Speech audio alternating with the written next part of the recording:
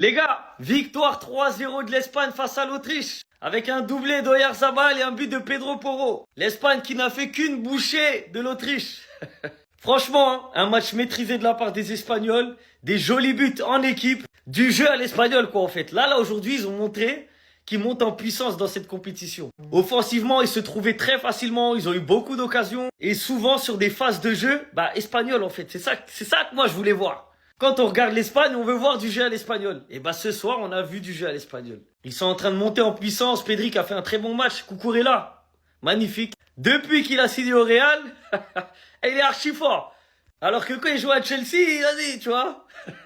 Mais là, franchement, il a fait un match top, 10 sur 10. Dani Olmo, très bon match aussi. Oyarzabal, rien à dire, doublé dans le jeu, tu vois qu'il est présent. Alex Bana, pareil. Non, franchement, hein. Désolé, j'ai oublié de parler de Lamine Yamal aussi. Lamine Yamal.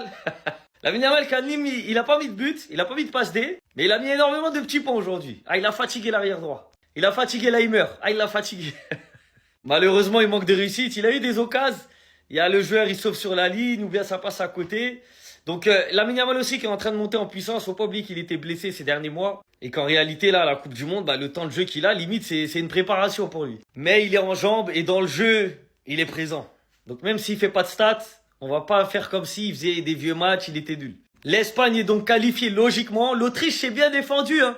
Mais voilà, ils peuvent pas battre l'Espagne. Il y a un plafond de verre.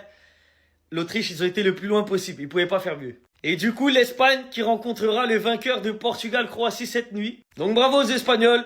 Une victoire maîtrisée, une victoire méritée, avec du beau jeu, comme on aime. Des joueurs qui ont été forts collectivement et individuellement. Dites-vous qu'après ce qu'il lui a fait, il restait qu'une solution, celle de fermer les jambes. On était sur quelle forme d'irrespect s'il vous plaît? Lamine Yamal qui inflige 3 petits points à Leimer en littéralement 10 minutes. Il a dégoûté son vis-à-vis. Il commence à revenir, bien que pour l'instant on est très loin du Lamine Yamal Barcelone qu'on connaît. Ce qui est sûr, c'est que lui, on arrive toujours à lui faire confiance. L'homme de cette sélection de très loin et depuis un moment maintenant. À l'effigie du premier but aujourd'hui pour montrer le chemin des fils à son équipe, avec une très belle passe D de Cucurella qui est d'ailleurs très bien placé. Il sera aussi très crucial sur le deuxième but pour faire le break et notamment tuer le match sur le but de Pedro Porro, qui marquera un but d'une tête assez puissante. Et le travail de Cucurella n'est en aucun cas à sous-estimer, vu que c'est d'ailleurs lui aussi qui met la 3e passe D. Et sur le deuxième but, il fait un travail monstrueux, faisant de son mieux pour conserver le ballon et ainsi donner la possibilité à Baena d'offrir ce ballon. Sur le troisième but, sa qualité de passe et sa vision de jeu parlent pour lui-même, avec cette passe qu'il envoie, qui permet à Oyarzabal de finir devant les cages tranquillement en 1 contre 1. On dirait bien que petit à petit, l'Espagne commence à faire son nid.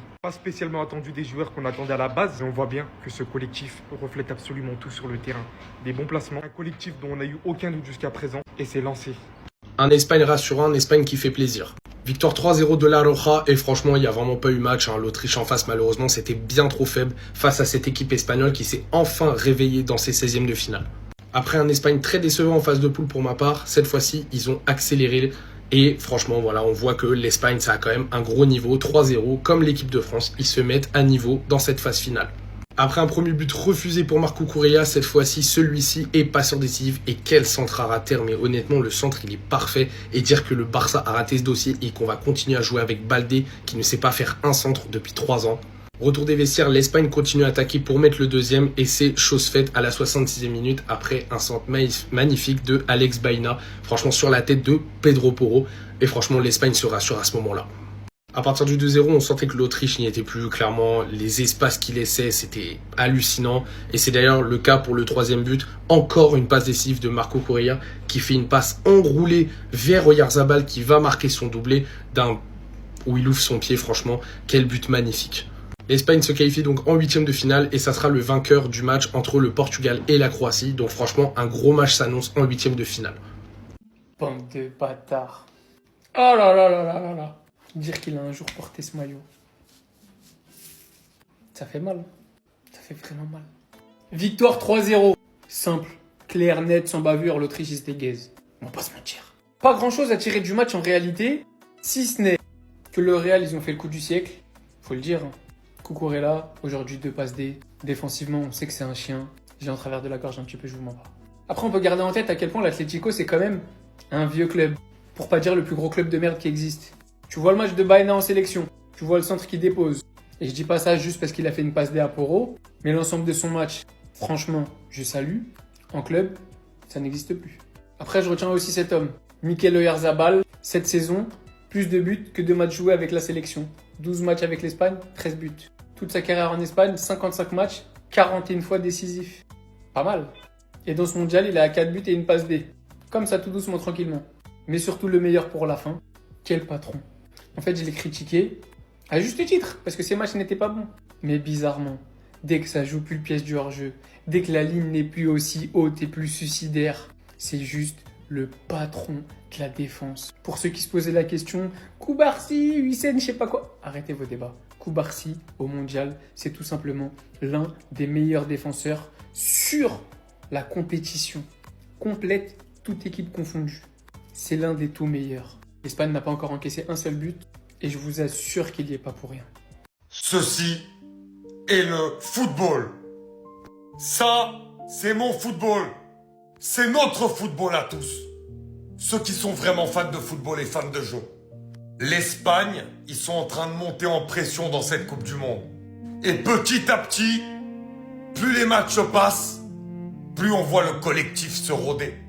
Plus on voit ce collectif ressembler au collectif qu'on a vu il y a 2 ans à l'Euro.